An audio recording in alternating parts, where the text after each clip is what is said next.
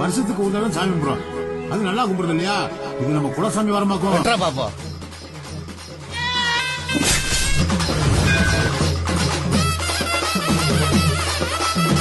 நாங்க கும்பிடுற சாமி கூட மீச இருந்தா தாமல கும்பிடுவோம்.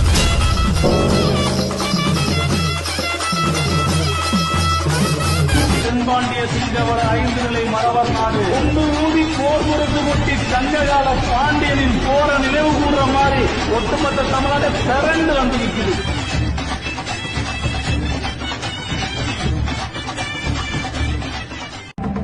கதை என்ன முடியலடா.